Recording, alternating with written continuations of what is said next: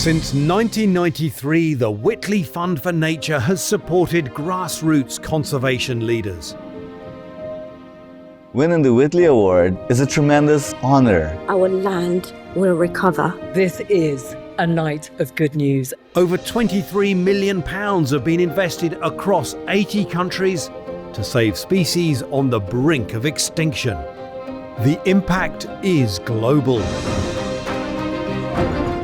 We continue this year with 6 new winners and one past winner who will receive the prestigious Whitley Gold Award. We come together to celebrate and support these leaders on our continuing journey started all those years ago to transform global ambition into grassroots action.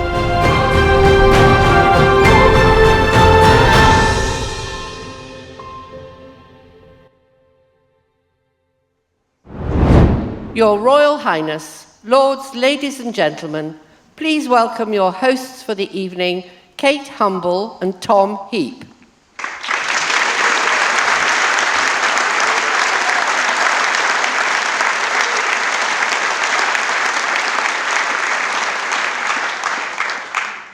I love it here. I love this night. Welcome, everybody, to the 2025 Whitley Awards. I was just talking to one of the Whitley trustees and a former Whitley winner, Dino Martins, and he said that in a world that feels like it lacks authenticity and scientific rigour, and most importantly, good news, this is an oasis. You have come to a place that will celebrate all those things this evening, and you are going to meet some people who will lift your hearts and give you great hope for the year and the future ahead. I am thrilled as ever to be sharing this stage with my wonderful co-host and co-ambassador, Tom Heap. Well, thank you very much, Kate. Beginning to feel like a comfortable double act, this. I think we should have some rehearsed repartee, but it is great to be back, and I echo all the things that Kate has said, with perhaps a little bit of edge as well. We seem to be at a time when conservation in some quarters is being seen as a bit of a luxury, that caring for nature should always come secondary to GDP growth and things like that. Clearly nonsense. We thrive, nature thrives together, or the opposite happens to both of us. But it's definitely a time when nature needs its champions, and by golly, we do have some prize fighters in the room tonight who you're going to hear from. They really are punching above anybody's weight when it comes to nature. Well, to kick things off for the evening, I'd like to invite our very own heavyweight up to the stage, founder of the Whitley Fund for Nature, Edward Whitley.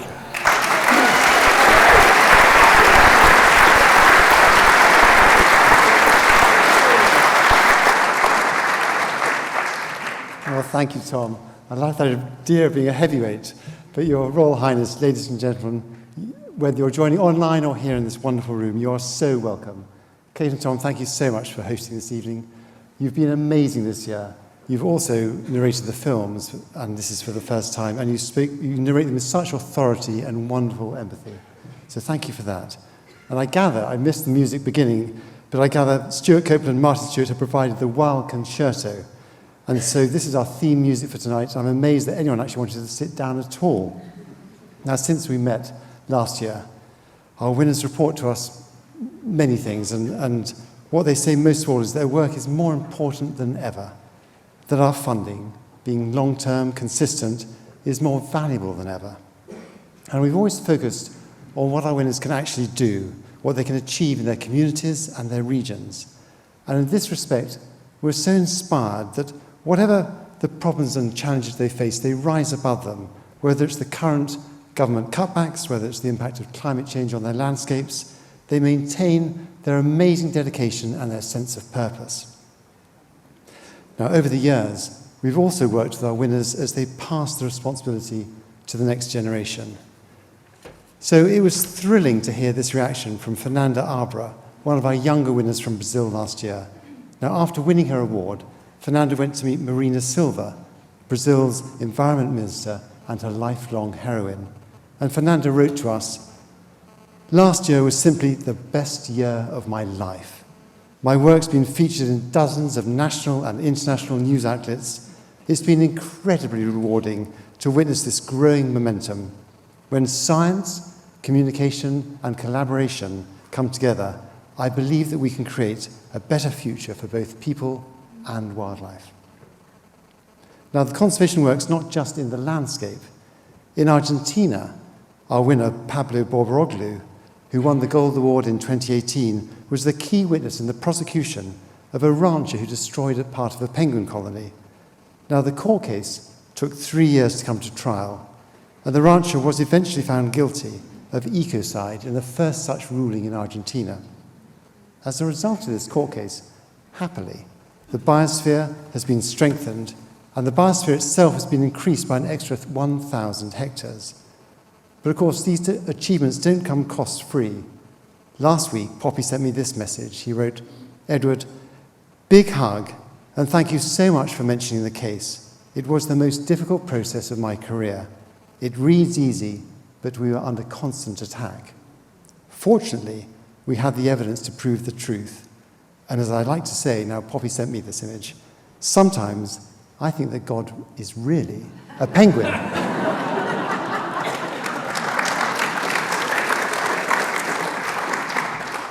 So only Poppy can get away with that. Now, across in Sri Lanka, one of our winners, Anjali Watson, has successfully organised an 18-kilometre corridor between two nature reserves to connect wildlife. And last year, her camera traps recorded 19 different leopards using this corridor. And so we're so proud of our winners who fearlessly go into to fight their causes, often entering territory which is very foreign to them, such as law courts. And it's a long way removed from their natural habitat and their initial love of wildlife. Our wonderful ambassador, David Attenborough, now closing in on his 99th birthday next week, said, "Saving our planet is now a communications challenge. We know what to do. We just need the will." So thank you so much to Sir David. Once again this year, each of our winners has picked him out as their single most important inspiration. And in this...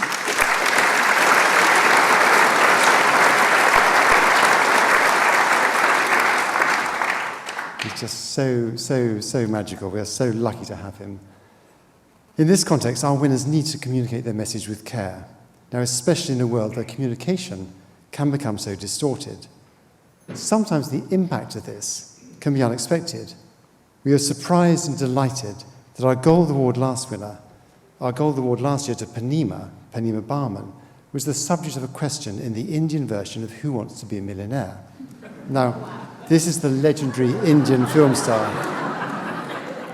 Amitabh Bachchan asked the killer question. Now, 100 million viewers watch this program. It's one of the most watched programs. Now, we can probably get the right answer, but, spoiler alert, in a few minutes we are going to phone a particular friend, and we're going to make sure we do get that right answer. Okay, watch this space. So now, we weren't surprised, but we just felt immensely proud when Panima was chosen by Time magazine as one of their 12 Women of the Year this year for 2025. Now,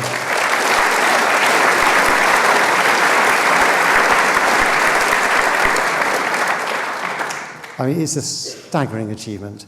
Panima's always upbeat, colourful, inclusive, and her work with the community shows how grassroots action spreads from local people to top government officials and is all the more powerful if it's homegrown. All our winners share with Panima the same determination to improve the world of wildlife, the world of local communities, and to bring about lasting change. Over the last 3 years, we've started facilitating regional meetings between our winners. We see this as a really exciting development. It helps them address shared questions that they all face, such as team building, succession planning, and the best scientific practice. They encourage each other, and this effectively leverages the donations that you make. And this network effect is reflected in how our donors share and communicate their experience. Because you're not only generous, but you share the stories that you hear here, and you bring along other donors. And this is a movement just as powerful as the movement of our winners. We often dwell upon how inspiring our winners are, and, of course, they truly are. But I want to finish by saying how amazing our donors are. Now, inspired and led by our fantastic patron, Her Royal Highness, the Princess Royal. Ma'am, you always lead from the front, and you inspire our winners and our donors alike. And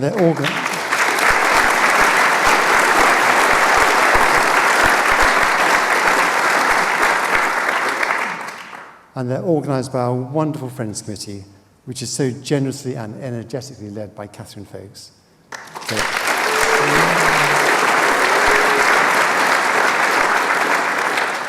And so whether as private individuals, as foundations, corporations, your donors, our donors, choose us as a charity to support.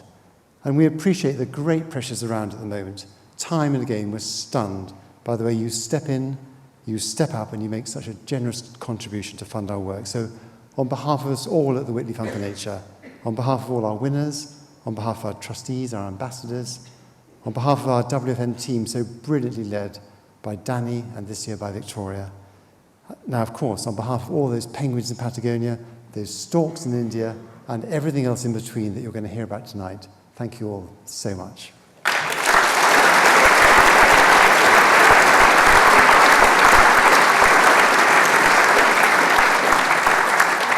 Kate and Tom, back to you. Thank you so much, Edward. As Edward said, we really are at a critical moment for our natural world, and it has not been an easy year to be a conservationist. But luckily, the conservationists that you have helped support are stronger than that and are not going to give up. And tonight is all about hope for the future. To join the conversation online and help us celebrate tonight's remarkable leaders, please follow us on social media using the hashtag Whitley Awards. Well, Kate and I have been WFN ambassadors for many years now because, quite simply, we strongly believe in what the charity is all about. The Whitley Fund for Nature supports grassroots conservation leaders working alongside local communities on effective solutions for wildlife and people. And the support that the charity provides goes well beyond just funding. This week, winners have met with donors, charity contacts, their country's ambassadors, received media and communications training, and have been interviewed by journalists to really spotlight their work. And this evening is all about shining a spotlight too, including the films you're about to watch, made so generously by Open Planet Studios and Silverback Films, thanks to our fellow ambassador, Alistair Fothergill, and Next Gen member, Nick Gates.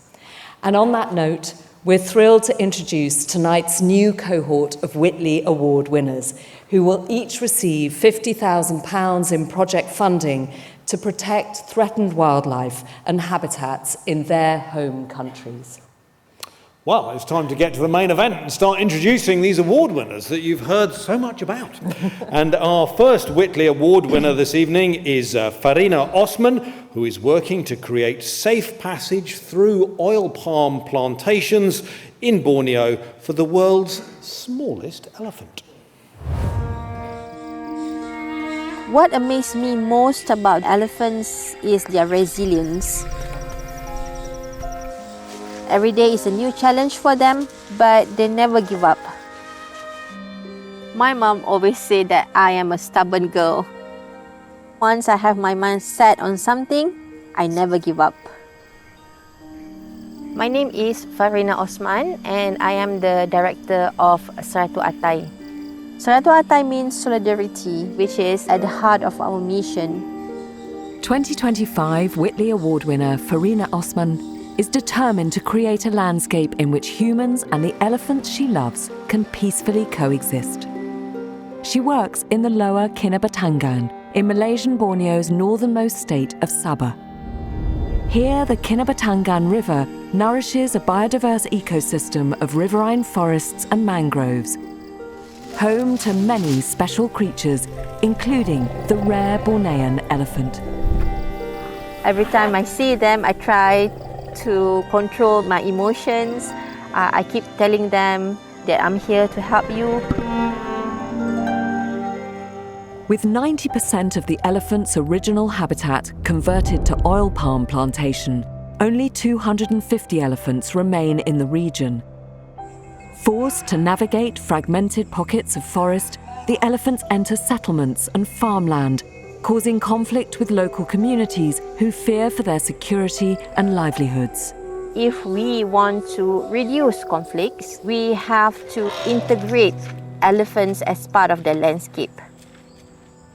We work with the oil palm industry, with local communities to create connectivity for elephants in Kinabatangan. Farina has worked hard to build trust with her local community, running education workshops on elephant behaviour and training honorary wildlife wardens, empowering individuals to enforce wildlife conservation laws. I am surrounded with many conservation heroes, especially the local communities. Despite all the challenges, they are very resilient, they want to work together.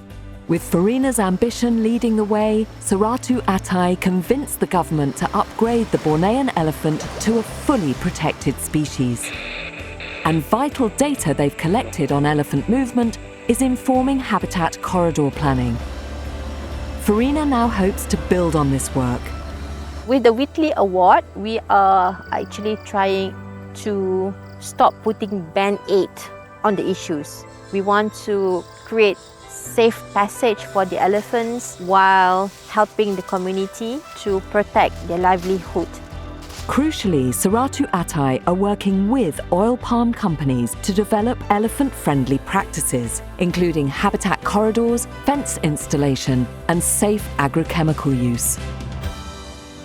I am super optimistic about coexistence between people and elephants.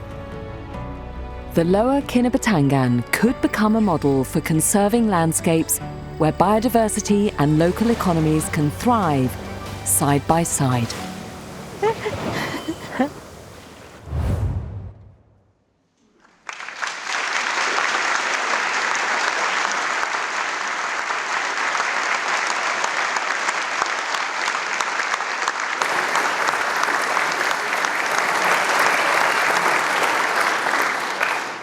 Good evening, Her Royal Highness, ladies and gentlemen. I'm very happy that in the video we don't use the word pygmy elephants because I promise you our elephants are not pygmy. You can see in the picture, that is the baby elephants and that's the mom, so that's not the pygmy elephants, yeah? All right, so I hope you enjoy the video. When I saw this video for the first time this morning, it really brings me back to all the memories that we had along the way. It's a very long journey to reach to this stage. I remember all the challenges, all the small victories that we had, the faces of elephants and people that tried to coexist together. I decided to switch from a speech I wrote a letter immediately to the elephants. And I would like to read this letter to you. Dear Bornean elephant, has anyone told you that you are a wonderful creature? You are strong yet gentle. You always blow us away with your ability to learn and the tricks you have come up with just to survive, and nothing of short amazing. We see your struggle navigating broken forests and landscapes that are shrinking. But still you walk. You walk with strength, with grace, and with resilience. We understand more now than ever that your presence is not just important, it is essential. You shape the forest. You are not just part of the ecosystem, you are the ecosystem. Dear Bornean elephant, we want to do better. We want to reimagine a future where you are not pushed out but welcome. Not a stranger in your own home, but a guardian of it. The road ahead is long and bumpy, but something is changing. Many people are opening their mind and most importantly, their heart. Not just for Sabah, not just for Malaysia, but here too in the room today, we gather new supporters who will walk with us in this journey. My dearest Bornean elephant, keep teaching us. Teach us resilience, and in return, we promise to fight for you, for the forest, and for the people who share your home. Love from all of us. So I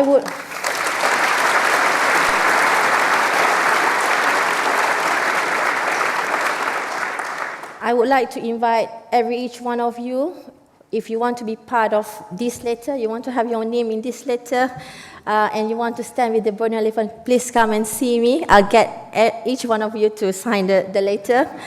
But before I leave the stage, ladies and gentlemen, I want to thank all Serato Atai team member who is not here with me, and everyone near and far who believe in us, support our mission, and share this hope for coexistence. Together, we're giving hope to the elephants, the forest, and for the future we share. Terima kasih, which means thank you very much.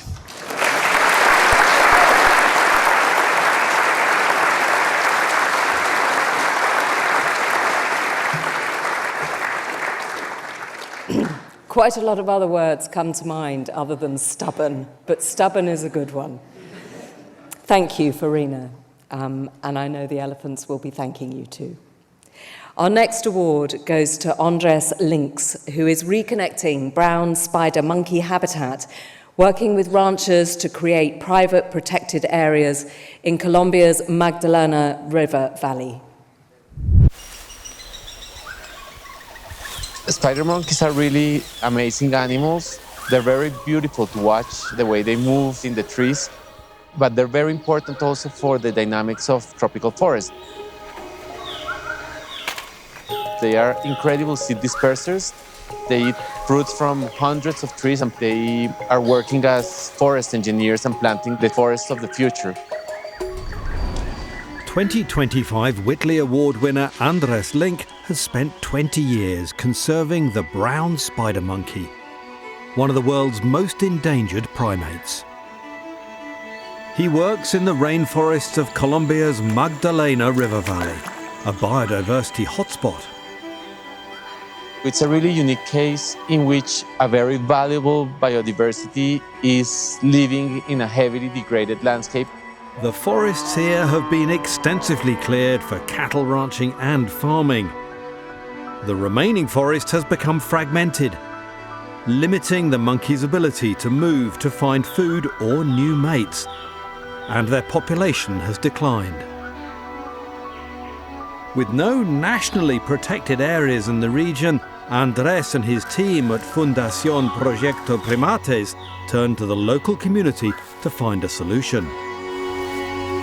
At the beginning, there was not a lot of trust, but slowly we've built like a very solid relation based on the idea of conserving biodiversity, but also increasing the well-being of the local communities. They launched citizen science programs in restoration ecology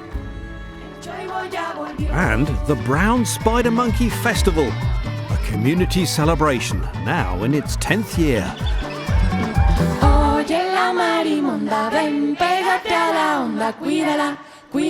With this local support, the project established private conservation agreements with landowners protecting more than 500 hectares of forest. They have been very helpful and a great ally to protect the forests that are remaining, but also to reconnect them. The team then planted the community-protected lands with native trees, creating wildlife corridors to reconnect the forest fragments. Using camera traps, they recorded how the spider monkeys soon returned, as did many other forest species. The corridors also protect water sources and provide fencing between cattle pastures, a win-win for people, primates, and the entire ecosystem. With the Whitley Award, Andres will expand the community workshops, establish further agreements protecting 2,000 hectares of forest, and plant new wildlife corridors. We think that the success that we have achieved can be scaled to a national level by working day by day on the study of spider monkeys, on developing economic alternatives with local people. Is worth it and makes us really excited to be part of this very important process that needs to be done with urgency.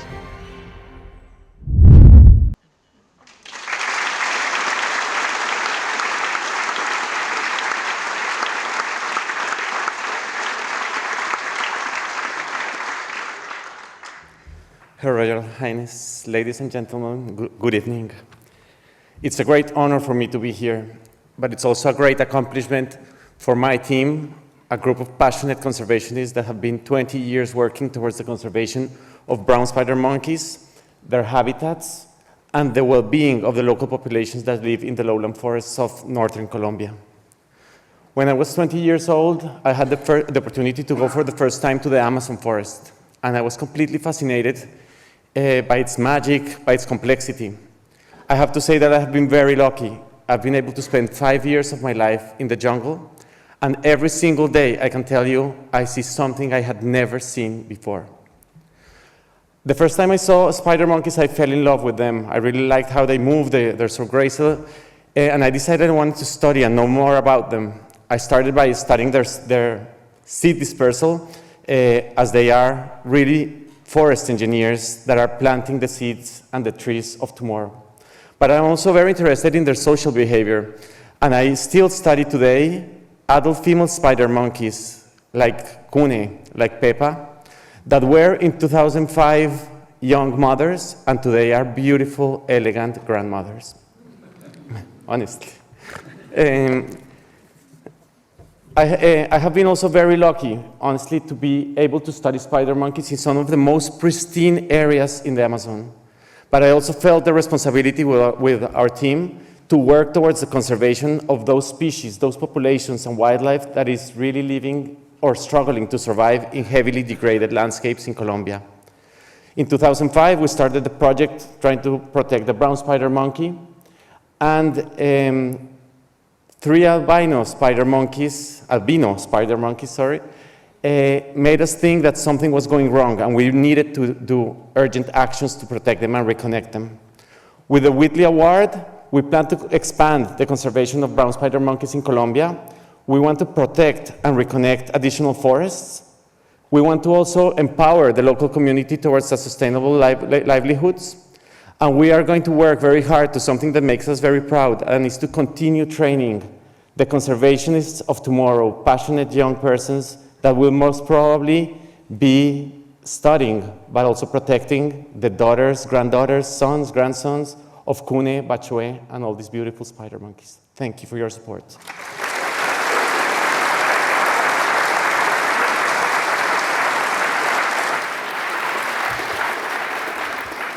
Thank you, Andres. I mean, you really picked out that grace of movement they have is absolutely extraordinary. It'd be great to be able to emulate that as a human being. And on a more sensible note, the connectivity is just so important. It's just absolutely the buzzword in environmental protection right now, especially, as you say, in degraded areas. Well, next, let's hear from Resu Basyal, who is addressing the poaching of wild medicinal plants in central Nepal, which she describes as the tigers of the plant world. Nepal, a country widely celebrated for successfully protecting some of its most iconic animals. But its plants are often overlooked. 2025 Whitley Award winner Resu Basyal is working to change that. My grandparents knew a lot about medicinal plants.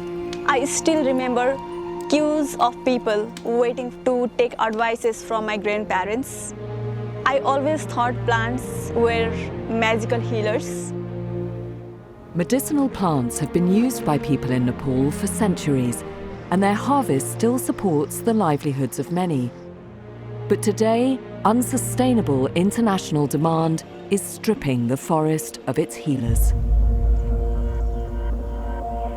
Resu and her colleagues at Green Hood Nepal began to investigate the trade of 2 important medicinal plants, orchids and yew trees. In one of my field trips, I saw many orchids sun-drying in a trader's house. I was shocked looking at the quantity. Many orchids are highly valued as traditional medicines, with expanding markets in both India and China, which drives the illegal export of thousands of tons each year. Yew trees are also being stripped of their leaves to supply the demands of Western medicine to produce coveted cancer treatments. But the over-exploitation of these vulnerable plants was barely being noticed. Determined to act, Resu started to build support to protect medicinal plants. Her team has now reached more than 1,000 stakeholders, enabling them to raise awareness and to collect vital scientific data. I'm proud that our team documented the baseline of illegal trade of medicinal plants in Nepal. Orchids and use face similar challenges, and most importantly, they share same habitats. This pioneering research directed Resu's work to the forests of Makwanpur in central Nepal, where she discovered both plants could be protected together. My vision is to safeguard the wild habitat of yews and orchids. With her Whitley Award, Resu plans to restore and protect more than 1,000 hectares of forest by empowering Makwanpur's community forest groups to become medicinal plant guardians. Yew tree planting and orchid anti-poaching patrols will help the forest recover, and the legal yew trade will be scaled up by supporting nurseries, promoting sustainable harvest, and collaborating with policymakers. In a country like ours, there is a lot of potential to enhance local livelihood by the sustainable use of medicinal plants. We should care about medicinal plants because they can save us.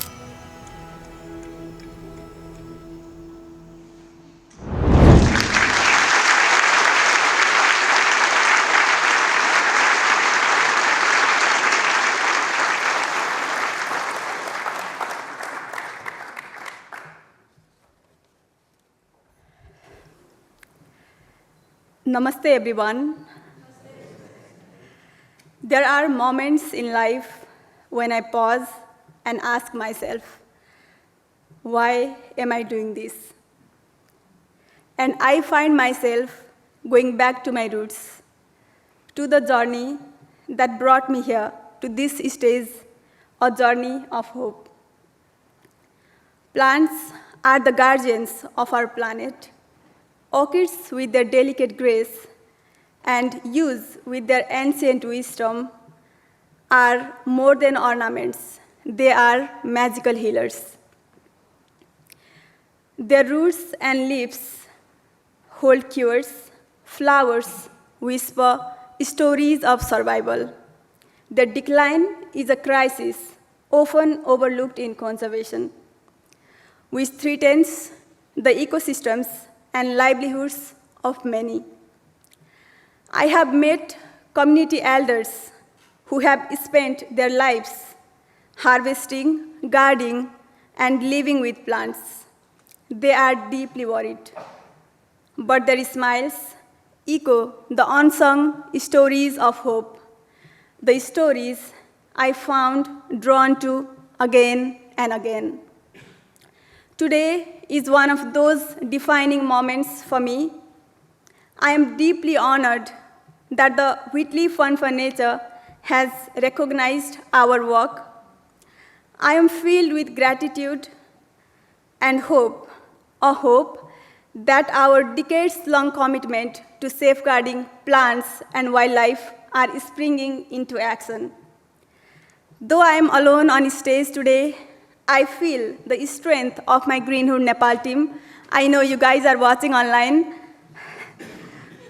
I'm filled with gratitude, and I want to share this award with our extended family of our partners, mentors, supporters, and all the conservation community in Nepal and everywhere.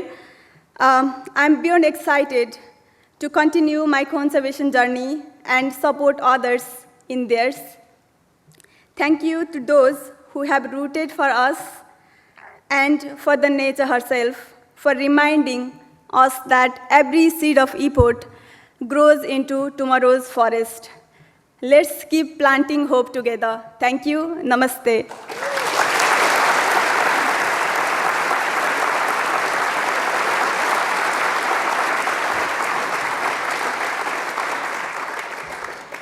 Thank you so much, Resu.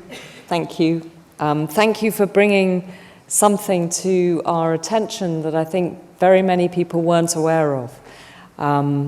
It's amazing work that you're doing. Now let's hear from Yara Barros, who is protecting Iguazu National Park's iconic jaguars in Brazil and helping local communities to coexist with this apex predator. Brazil's Iguazu National Park is home to over 3,500 species, including one of the world's most iconic animals. I absolutely love that golden eye. Since the first time I looked at them, my soul was theirs forever. 2025 Whitley Award winner Dr. Yara Barros now leads Project Jaguars of Iguazu, expanding efforts to protect this charismatic cat. On the 90s, there was 70 animals. And then in 2009, this number dropped to 9. So the population was almost locally extinct. As cattle ranching and arable farming replaced their wild home, the jaguars lost their natural prey sources. And so they turned to the only food available. Jaguars can really cause losses to people. And people are also afraid of being killed by jaguars. And it's this fear driving the retaliation killings, decimating the jaguar population. This is where Yara and the team step in to help the farmers coexist with this endangered species. We go immediately, even if it's in the middle of the night. One of the jaguars, she killed a pig. We were able to capture this jaguar, put a collar, translocate to another region, and this jaguar is alive because of this intervention. Jaguars just want to be jaguars. They are not in this world to kill people. Yara's team works with those directly affected by the jaguars, following up each encounter. Since 2018, Project Jaguars of Iguazu has conducted almost 2,000 visits after predation events, educating with new management techniques and installing anti-predation equipment.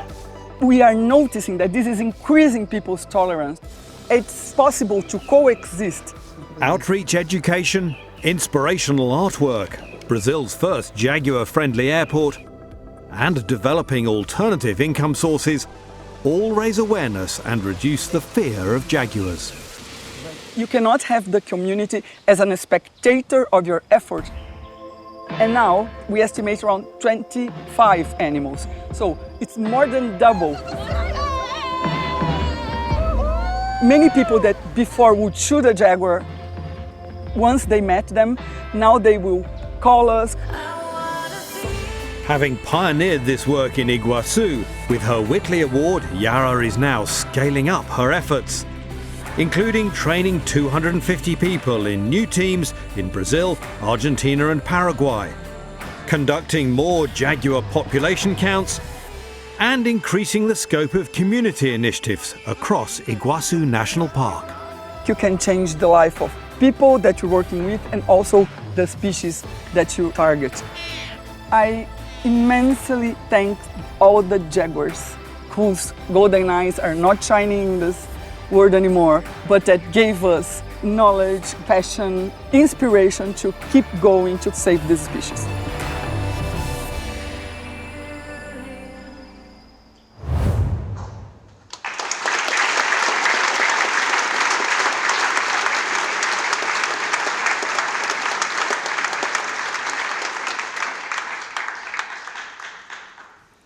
Good evening, everyone.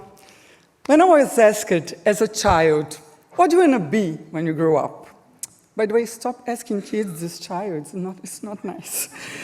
I would immediately answer, I want to save animals, even though I truly knew what exactly it meant. This passion led me to become a biologist, but seeing the last Spix macaw flying in the wild, the last one of his kind, turned me into a conservationist. And working side by side with that community to try to save this species taught me so much about conservation. That is not only about saving species, but also the people who share the land with them. Then in 2017, I entered a completely new world, a jaguar world. Well, I've always had love with jaguars because, jaguars. But when I stood face by face with my first jaguars, And look at these amazing golden eyes, so powerful, but yet so vulnerable. This completely taken my heart. Croissant was the name of the first jaguar I captured. Yes, like the pastry. I didn't capture him, I used to say he captured me. And helping these amazing species survive became my passion. Jaguars, they are not only my work, they are my home and they are my heart. Receiving this award is huge. It's a validation that my dream was worth pursuing. Turning fear into enchantment, that is what we try to do. It's a tremendous challenge. And with the Whitley Award, we will enable me and my team to expand efforts to promote coexistence between people and jaguars, to train conservationists in 3 countries, to empower women using the jaguar as a catalyst to a sustainable source of income. In other words, this award will help us keeping these amazing golden eyes shining in our forests. I am immensely grateful to all the communities who taught me how to be a better conservationist and, to be honest, to be a better human being. I dedicate this award to my incredible team in Brazil. I love you guys. I deeply respect each and of you and your passion and commitment to the jaguars. And I obviously thank the jaguars that completely changed my life. Thank you so very much for this award.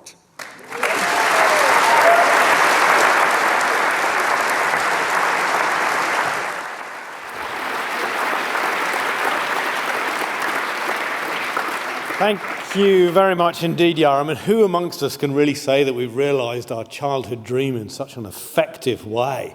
Astonishing. And also working with predators where there is real fear and danger. That is such impressive work to get the communities on side. Now, let's hear from Federico Cacoliris, who is expanding protection for Argentina's most threatened amphibian and the wider ecosystem on Patagonia's Sumuncura Plateau.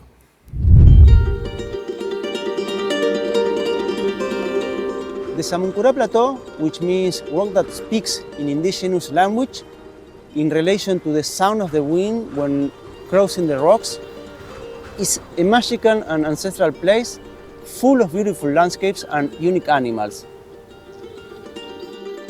This volcanic plateau in Patagonia is the focus of one of the 2025 Whitley Award winners. My name is Federico Cacoliris and I am the president of the Fundación Sumuncura. I first visited the Sumuncura Plateau 15 years ago and I became amazed by this place, but it was also clear to me about its fragility. The Valchetta stream runs through the plateau. Temperatures can drop below 0, but the stream is heated by hot springs, enabling the evolution of 2 unique species. The rincon stream frog is a microendemic. It is only found in the first kilometers of the headwaters of the Valchetta stream, home to not only the rincon stream frog, but also the naked karassin, an endangered fish that occurs here and nowhere else. And this habitat is under threat because of the introduction of invasive fishes and the impact of livestock. This species is on the edge of extinction and we are trying to save it.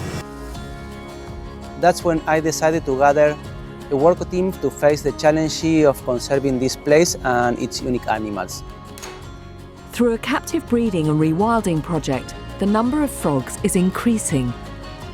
And with more sustainable ranching and habitat restoration, the river ecosystem is starting to bounce back. Our biggest success so far was the increase in 15% of the whole populations of the rincon stream frog and the naked karassin. Our goal is beyond saving this frog from extinction. We are looking for conserving the whole biodiversity of the Sumuncura Plateau by creating harmony between wildlife and the local people. Conflict between local farmers and native predators is damaging the ecological balance of the plateau. But Fundación Sumuncura is helping to fix this by giving local farmers guard dogs that protect livestock and in turn predators like foxes and pumas. After more than a decade working together with the local community, the people started believing in our project. In this way, we are working together in finding solutions that integrate biodiversity conservation and sustainable management. With the Whitley Award, Federico and his team will continue to protect the area, restore more habitat, and turn the plateau into an ecotourism destination by training local guides. Our vision is to ensure the long-term conservation of the Samuncura Plateau. Our work depends upon the local community. We count on them to be the final guardians of the regions in the long run. Linda. Son chiquitas, ¿no? Sí.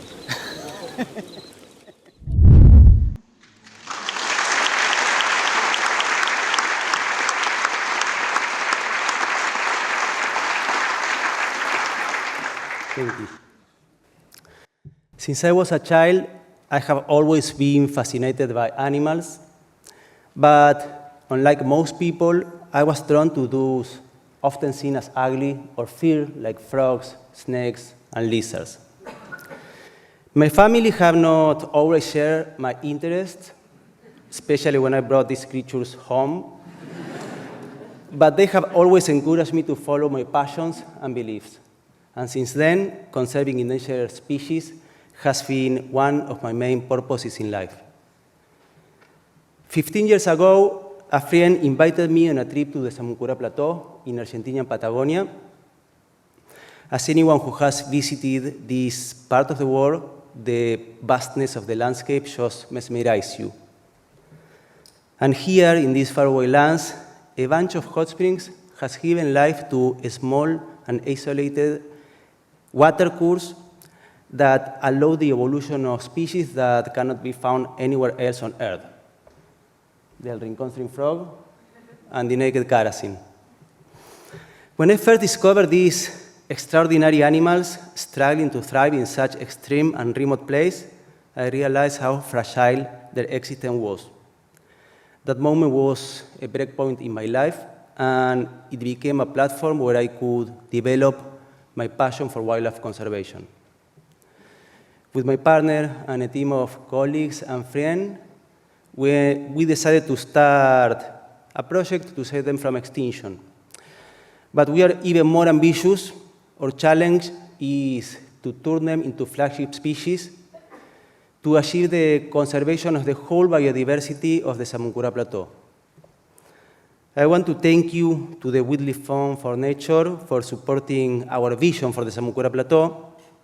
This award will help us to expand our work not only to conserve these incredible animals, but also by building harmony between wildlife and the people that live in this land.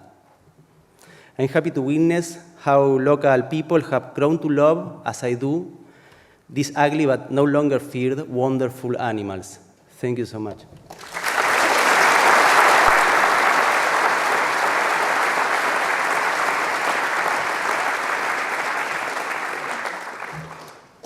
Thank you, Federico, for helping us all fall in love with a small frog and an extraordinary fish. Finally, we have Rahihu Octaviani, who is working with communities to protect the singing, swinging Javan gibbon on one of the most densely populated islands on Earth. In the heart of Indonesia, an ancient song. The locals say if a Javan gibbon sings, it means they're thirsty. It's dangerous for them to go to the forest floor, so they sing to ask the sky to rain so they can drink from it. This song is more than a call. It is a connection. Once you hear it, it's impossible not to fall in love with them. For more than 15 years, primatologist Ayu Octaviani has studied the endangered Javan gibbon in the Gunung Halimun Salak National Park in West Java. They are architects of their home, planting life with every step. But their world is shrinking. The gibbons' lives depend on continuous forest canopy, but the 10% still intact is under constant threat. Java is one of the most densely populated islands on Earth, but it holds fragmented forest pockets home to many endangered and endemic species. Ayu and her team are working to protect what remains. Our long-term monitoring has provided key insight into the Javan gibbon behavior, population dynamics, and habitat use. This work underpins a new Gibbon National Action Plan to inform conservation strategies for small apes at every level, from global to local. A woman in the village once asked me, "Why do you spend so much time in the forest and not with the people?" And that made Ayu rethink her whole strategy. In 2020, she founded Kiara, putting communities at the heart of her approach to gibbon conservation. When we began actively engaging, listening, building the trust, everything changed. One of Kiara's initiatives is Ambu Halimun, a women's empowerment group who use traditional knowledge of plants to produce eco-prints. Sold globally, they sustain local livelihoods and conservation efforts. To inspire the next generation, Ayu's team started a storytelling and leadership program nurturing pride in the region's natural heritage. With the Whitley Award, we will enhance capacity by training local communities and park staff in the biodiversity monitoring, creating a reliable data system to guide conservation. In the next year, their program will reach 5 new priority areas where villages overlap with gibbon habitat, promoting sustainable practices and care for the region's forests and wildlife. We are all connected. When we protect the gibbons, we protect the forest. And when we protect the forest, we protect ourselves.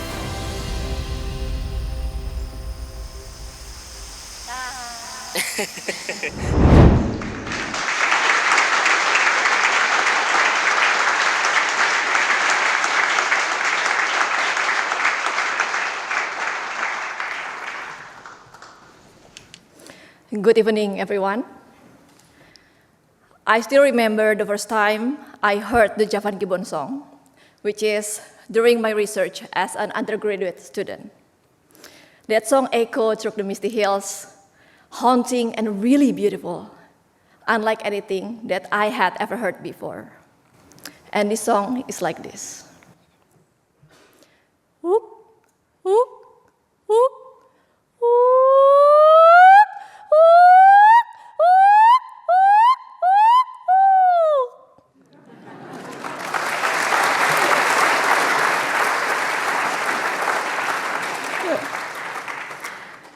That moment led me deep into the forest, where I found not just the gibbon, but also my life purpose.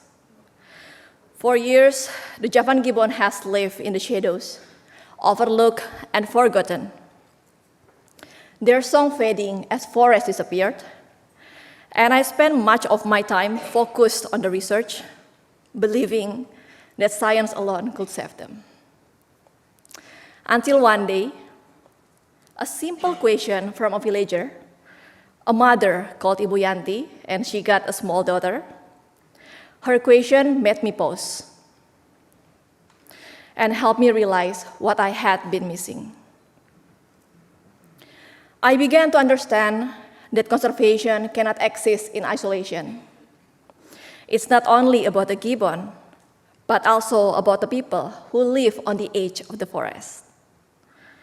Through my NGO, Kiara, we reshape our approach.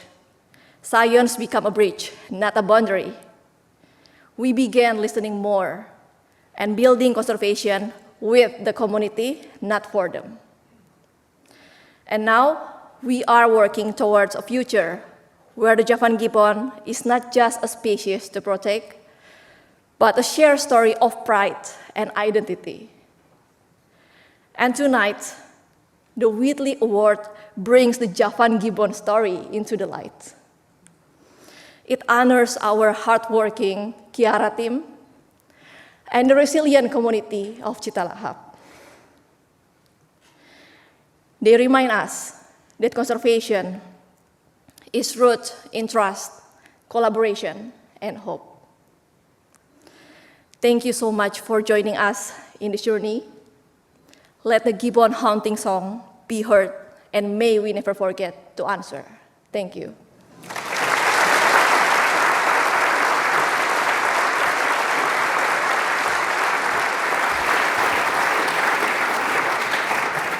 Well, thank you, Ayu. I've always wanted to swing like a gibbon, and now I want to sing like one, but don't worry, I am not going to try it here. Your remark about science as a bridge, not a boundary, is something I'm going to take away from this evening. But for now, congratulations not just to Ayu, but to all our 2025 Whitley Award winners.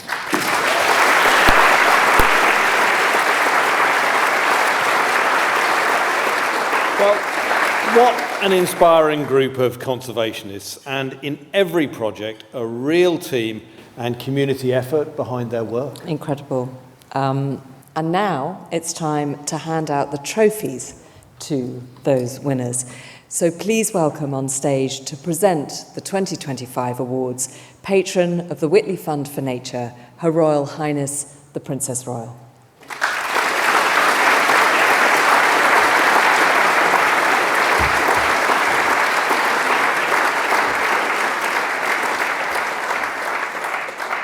Our first award this evening is the Whitley Award donated by the Corcoran Foundation, and the winner is Farina Osman.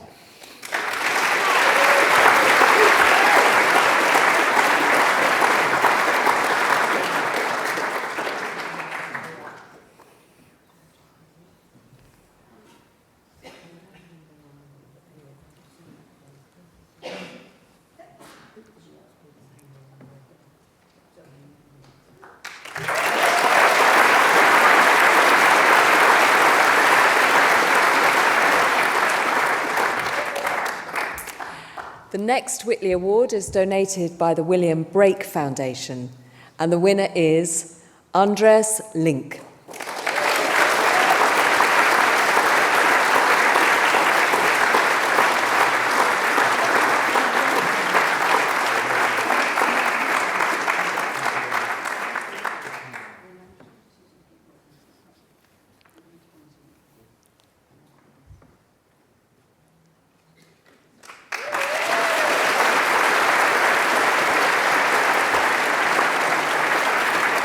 And the following award is the Whitley Award donated by Anne Rees, and the winner is Resu Basial.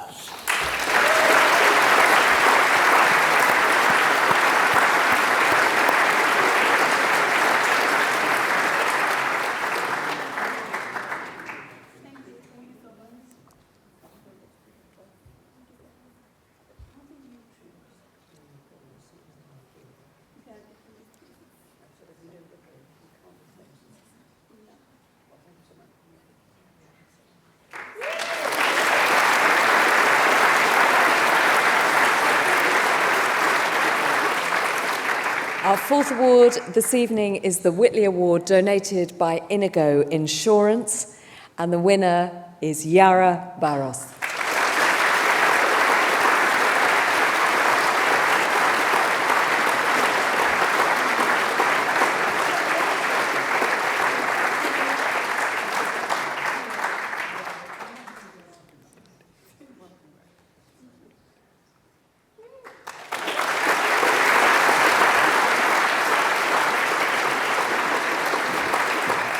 Our next award is the Whitley Award donated by the Frank Brake Charitable Trust, and the winner is Federico Kakaliris.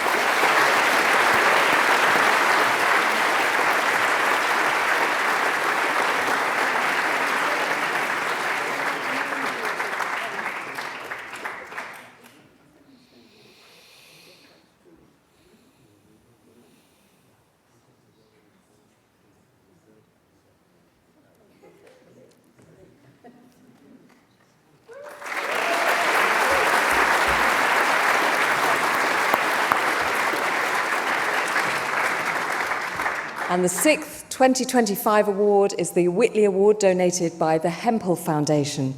And the winner is Rahayu Octaviani.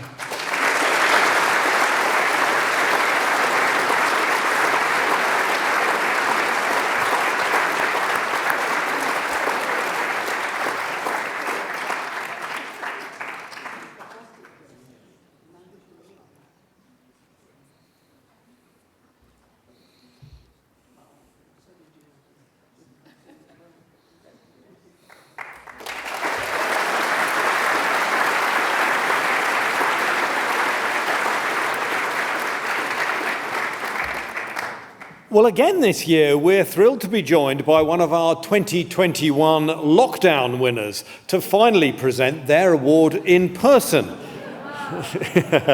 Kini Rosler, please come up to the stage to collect the trophy.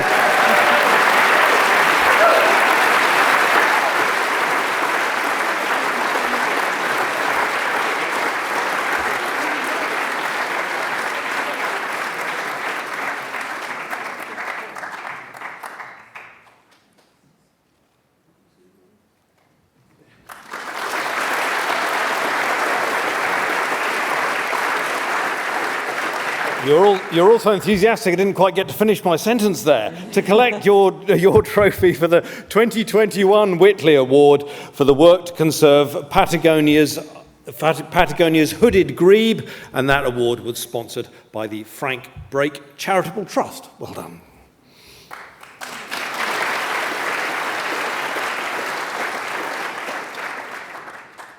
Well done to all our winners. Now, receiving a Whitley Award is just the start of the journey. The winners join a network of over 220 conservationists around the world who can benefit from further continuation funding grants, training opportunities, enhanced profile, and the support of a global community of peers. Now, for many, receiving a Whitley Award marks a turning point, bringing not only recognition, but a platform for long-term growth and influence. And we're thrilled this evening to be joined by one such alumni who has had quite an amazing year. We're hoping that the weather in Assam, which has been a little bit dodgy this evening, is going to allow us to welcome last year's Whitley Gold Award winner, Punima Banam, who, with any luck, will be joining us now live from Assam in India. Punima, are you there? Hi. Oh, wow. Thank you so much. So, hello, everyone. Namaskar from Assam. Punima, you have been really a shining example of the WFN journey. You won your Whitley Award in 2017. You have had a continuation funding grant, and last year you won the Whitley Gold Award and then joined a training week with other Asia-based winners in Kyrgyzstan. What is it like for a conservationist like you to be part of the Whitley network, the family, if you like? Yes, so thank you so much, WFN, for having me here today. And I'm so thrilled, so honored, and even I can't express my reaction. So, wow. And thank you so much, Edward. And thank you so much for mentioning about time and everything about our work. Yes, now, coming back to, yes, I congratulate all the winners from bottom of my heart. And you are now going to be this amazing, incredible network of WFN alumni. And for me, this is like a living book, huge book, which is full of hope and optimism, where you can meet, you can connect, you can be inspired, and you can inspire others, all the grassroots leaders who are so passionate like you, like everyone here, and you can always learn. And for me, until I became a part of this network and like before I received the Whitley Award, I was always isolated. I always felt myself as isolated.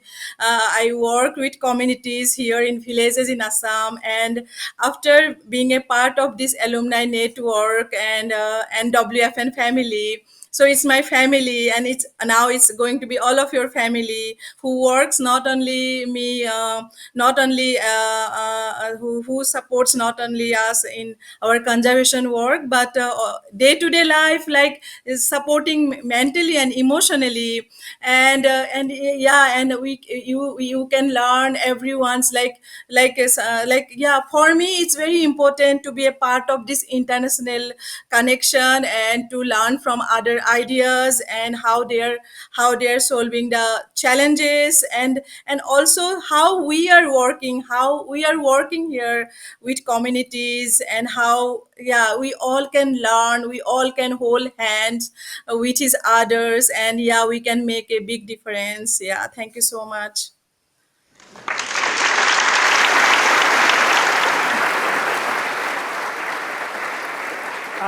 And Panima, you've had another exciting recognition this year, as Edward mentioned earlier. You're recently named as one of the Time magazine's Women of the Year, along, I understand, with Nicole Kidman.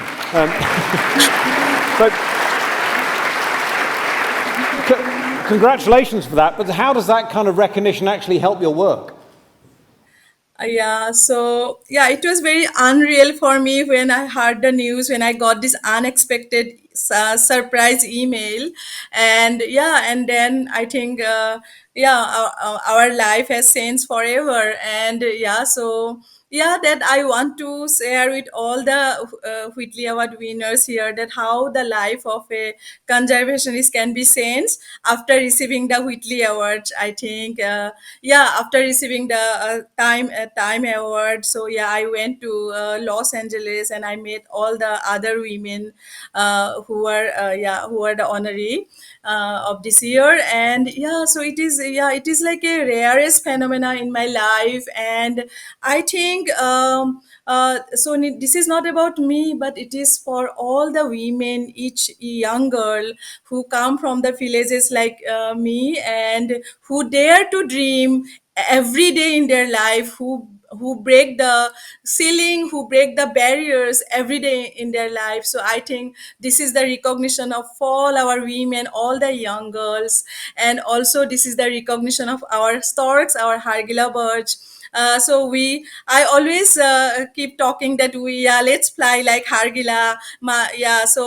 Indira always tells me like soar like Hargila, and now I feel that we are flying like Hargila, and this is how the life of conservationists can change. And I think our community stories now in the forefront globally, and and life of our women has changed. So thank you so much. And I want to mention, last year we had more than 10,000 women. Now, after receiving Whitley Gold Award, you will be surprised now. We have more than 20,000 women in the villages who have joined to be Hargila Army. We are trying not to increase this because it's huge. And so thank you so much once again. Take care. I love you, everyone. Thank you so much. The remarkable Panima. Thank you so much. Amazing.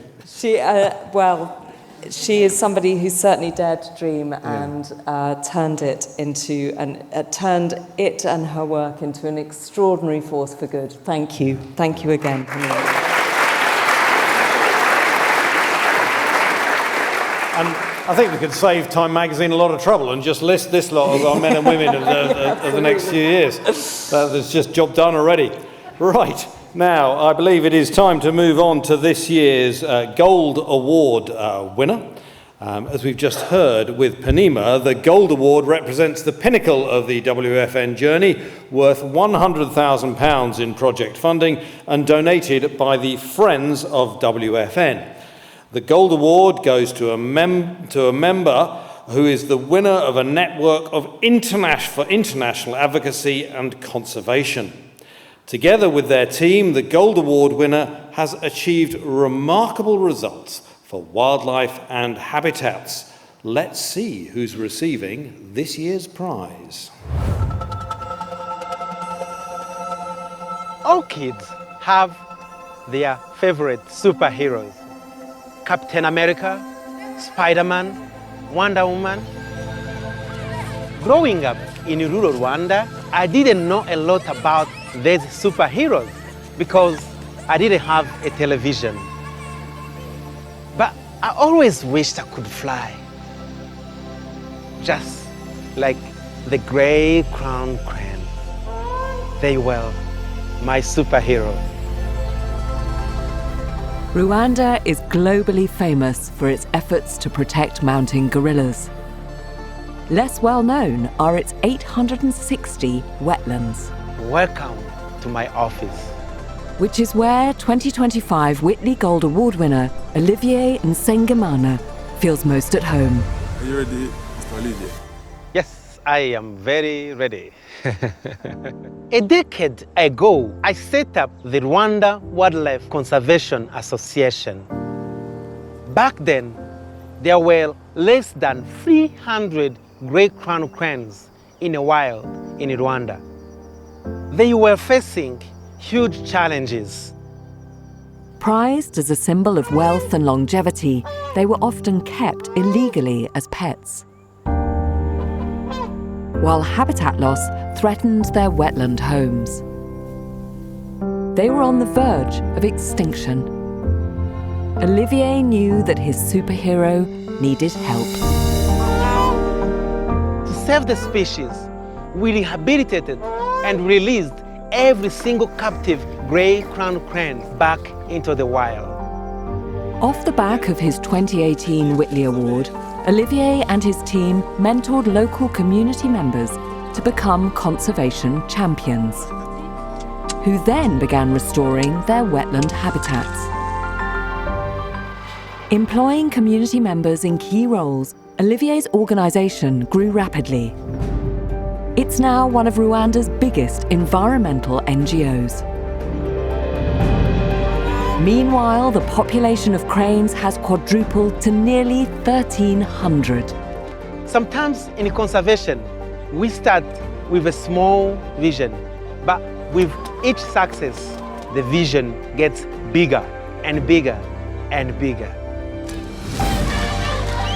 With the help of the Whitley Gold Award, Olivier and his team are expanding their international reach in Tanzania and Uganda. Their plan?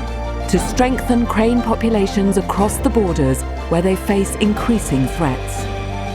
By collaborating with governments, wildlife rangers and local communities, he plans to roll out his conservation training program into new territories and aims to reach more than 80,000 people a year. Our dream for the grey crowned crane is to no longer have the endangered status.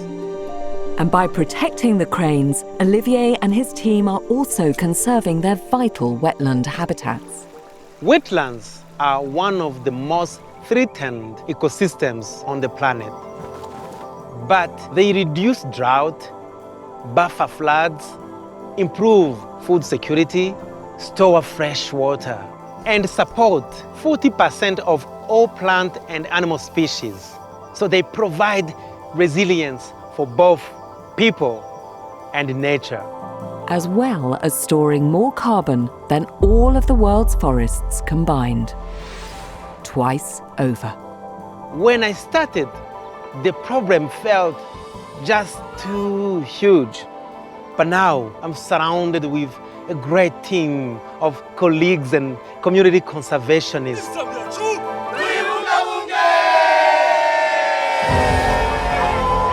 I feel I can do anything. So watch us and see what we can do in the region. The future is bright. Thank you.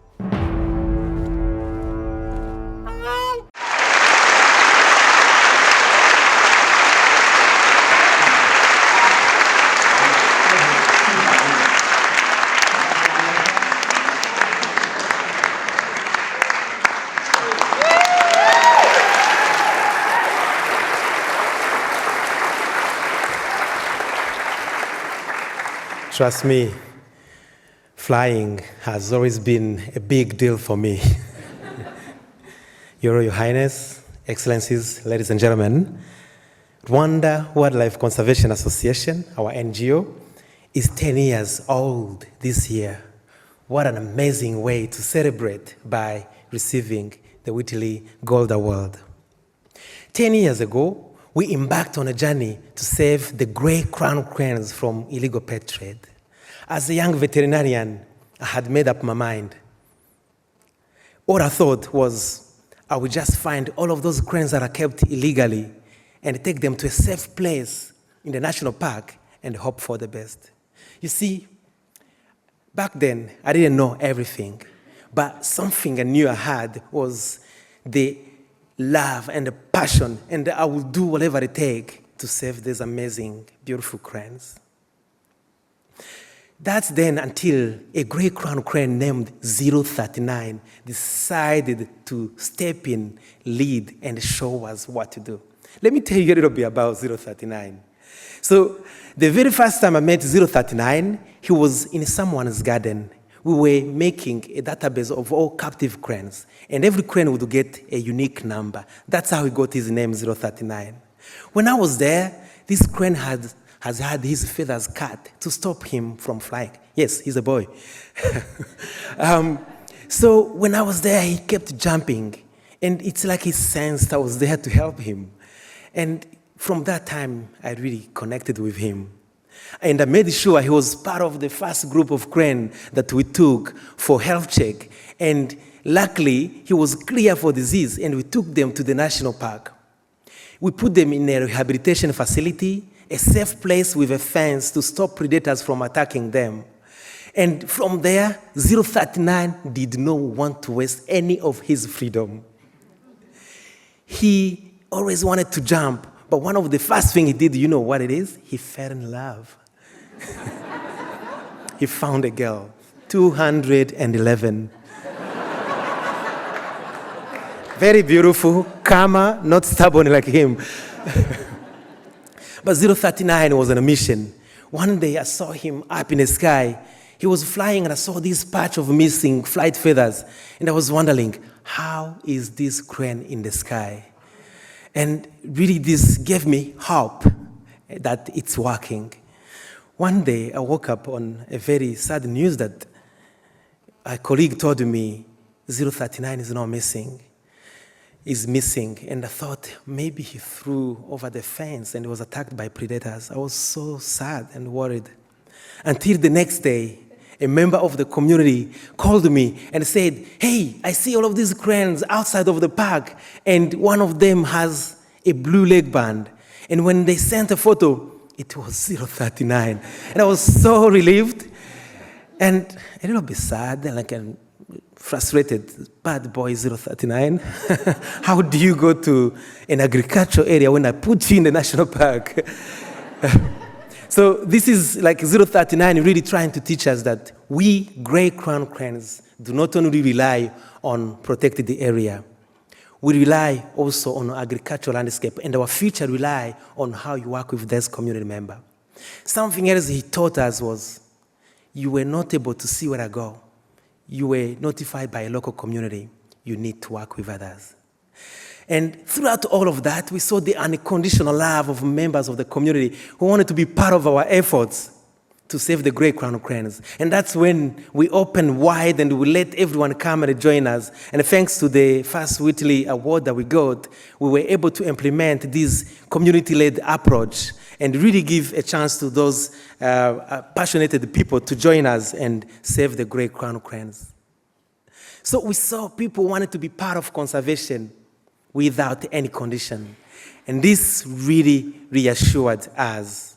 You see, in the conservation, sometimes we make mistakes. We go to community, we mistakenly go with a transactional mindset. But what I've come to learn is that conservation is not about transaction. It's about a genuine partnership and understanding of communities. Community want to be part of the solution. They don't want to be the problem. So with all of this, bringing communities on board, we have seen huge success. When we started, we only had less than 300 cranes in the wild in Rwanda.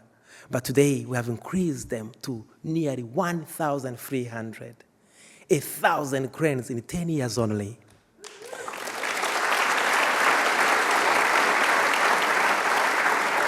So, yeah, this would have not been possible without letting communities on board be part of it and lead. So, ladies and gentlemen, what you are witnessing here today is a group of individuals that you saw here on the stage who have embraced that unconditional love and really the power of working together with communities. Today, we are gathered here because we are celebrating those individuals. And we are really thankful to the Whitley Fund for Nature for superheading this approach and shining a light to the importance of locally based solutions. It is really important that we adopt homegrown solutions. You see, there are still some challenges that we face. So many funders still are afraid of supporting local conservation organizations. And instead, they will direct their funds to big, large international organizations. There is still doubt. Can we trust them? Can we believe them? The answer is yes.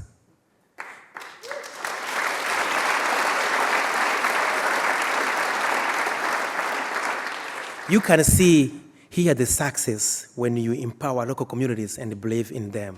I would really like to urge the world to change the way we think about community-led organization. I also want to encourage the removal of conditional funding.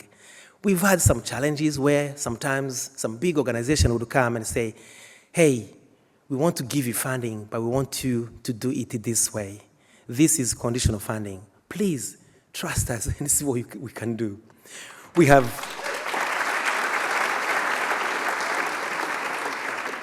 have proven the value of funds, and we have shown that every single dollar, every single pound can go far and have sustainable results. So let's go back to 039. So this crane, really, I could tell you about 039 the whole night, but I want to tell you something else that he taught us. 039, we were able to catch him and put a GPS tag on his leg. This allowed us to track his movement. You know what he was doing?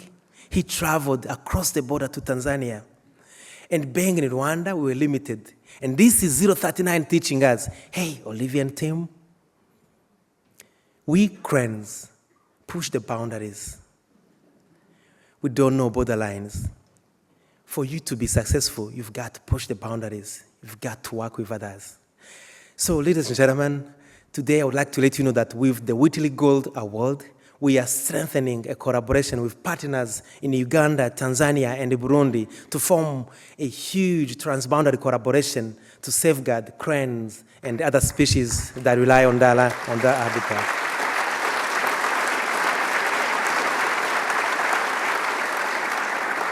So we are so excited and are very, very thankful for the Whitley Gold Award, for supporting this initiative, for giving us the chance and trusting us.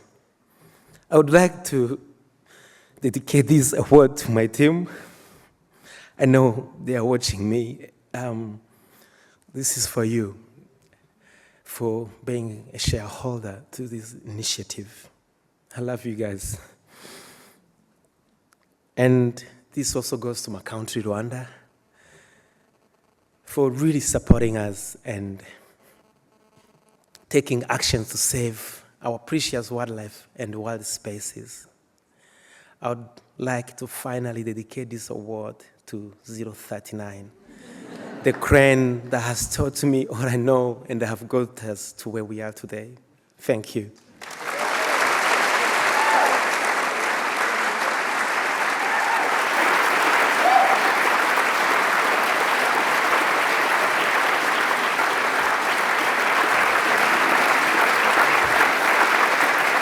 Well, thank you very much, and congratulations to Olivier and his wonderful team of who are undoubtedly conservation superheroes in themselves. And I would now like to welcome the patron of WFN, Her Royal Highness the Princess Royal, to give you your award.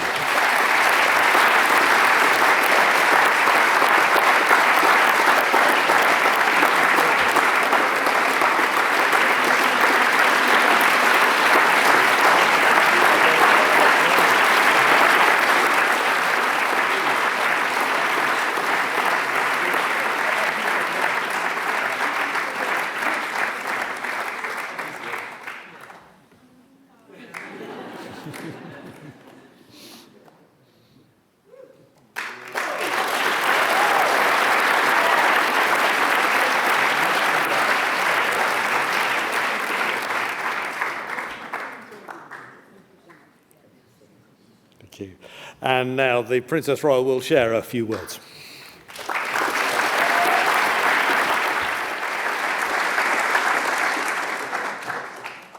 Every year I do this, I think that's more and more of a challenge, because following that, like practically any of the winners, it is in a way unnecessary, because they say it all. I was just contemplating their contributions. When you look at what they've achieved in their times, they've probably got pretty good at speaking in public, but not in London in English, and I'm hugely admire their ability to do that. But I think what we can all agree is that they are born communicators, and they have an astonishing ability to put the story and the facts, the figures, to make a story that utterly convinces the people they meet, however difficult that might be. And some of them, of course, have painted those pictures. And you can imagine how difficult some of those areas have been to work in, and to convince locals and those further up the chain just how important their work really is. So yes, and following on from our introductions, every year here is a shot of optimism in terms of what can be achieved, and to think about how they managed to achieve that and the conditions in which they worked. This was not an easy win. This was a lot of hard work from a lot of people, because the other thing it underlines is their leadership qualities, quite extraordinary, to engender that degree of enthusiasm with the teams that work with them, that are utterly committed to that same role. I sense that we have, as they come here, I hope they enjoy the experience, they tell us their stories, we are impressed. I get to thank you as donors who supported to make it possible for them, but we have so much to learn from them as individuals and from teams and from what they have achieved in how to do things, and how to do things really well at the scale and local level, which has a huge impact, as we were just hearing, that it can spread across boundaries because it is utterly convincing and the success and the evaluation is understood. So to all of our winners, congratulations seems completely inadequate. And when we've done that, and we've given you the awards, but we are more than that. We are seriously impressed by what you have achieved. You inspire people here. You inspire people to help support not just you, but those who come after you, which is incredibly important. But you've inspired a whole lot of other people who've understood that these things are possible from small beginnings. I've recently decided that there's no good idea which can't be destroyed by scale.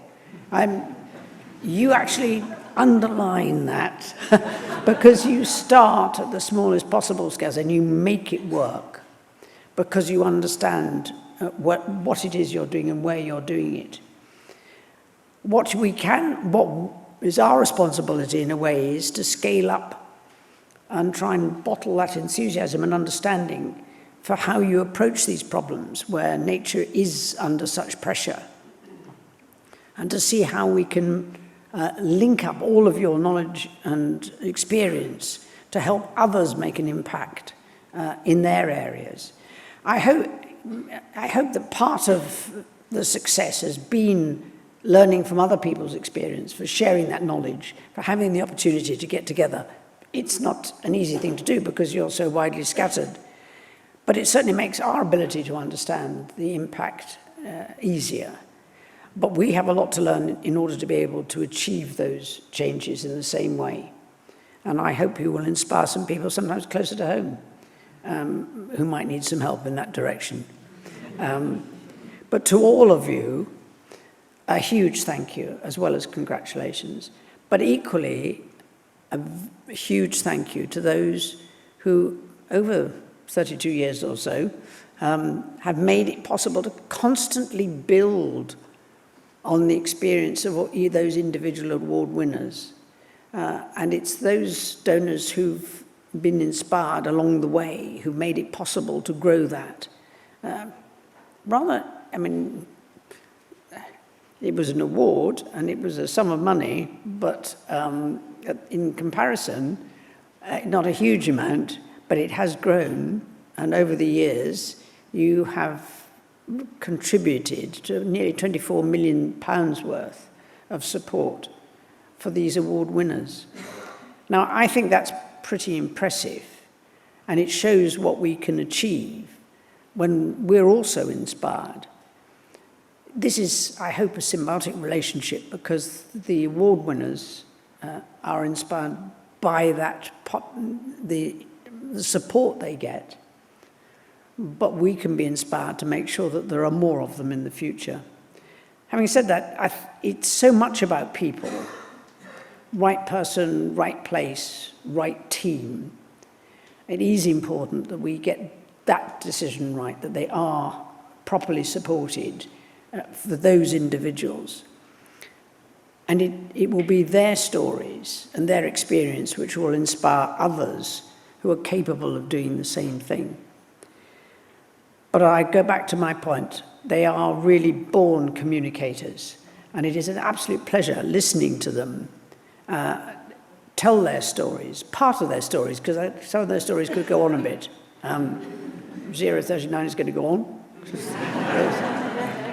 because they live quite a long time, apparently, so even I've got a chance to go and see them, catch up with them. But equally, I hope that inspires those of you who have supported us over the years, and those of you who are coming here as new donors, to realize that this is, it's more than just an organization. I won't use the term, the family wouldn't be quite right, but in terms of support, it is a group that really understands the contribution that has been led by our winners, and that we really do want to be part of in the future. And we see the potential going on for many years. And to our founders and to their support and the support that they garnered all those years ago, we do owe a debt of gratitude. But to our award winners, a huge thank you for communicating so well, and for our donors for allowing them that opportunity. And for the rest of us, we've got to up our game in communications. Thank you.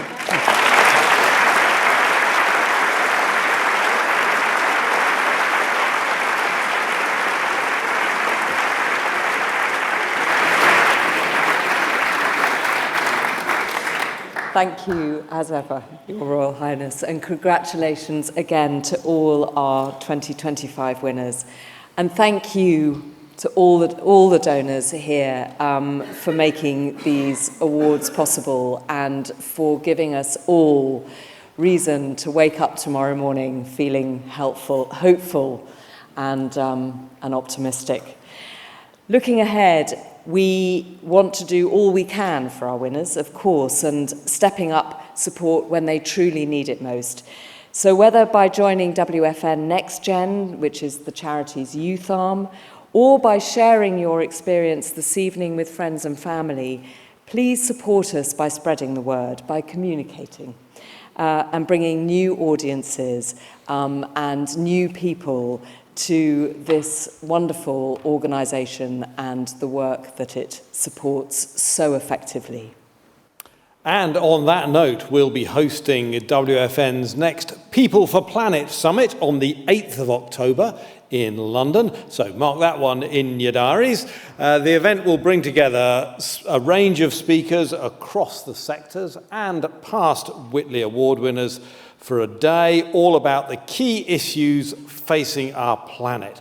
And just on that, if you're thinking, what can I do? I don't have a huge amount of money. I don't want to, I'm feeling I really care about these things. Just remember that nearly all the things we've seen there, the threat comes from the expansion of farmland into wildland, whether it's into forest, into wetland, or into savanna and dry land like we saw in Argentina. So just think to yourself whether your eating, buying, or indeed investing habits are on the right side of that equation. Well, tickets for that event where you can explore some of these issues and maybe take on some of the things that I said will be on sale from this summer. And we hope to see you all there. Thank you, Tom, and thank you, all of you, for coming this evening. After the royal party departs, please join us upstairs for our reception. But from Tom, from me, the Whitley Fund for Nature team, thank you all very much and have a very good rest of your evening. Thank you. Thank you.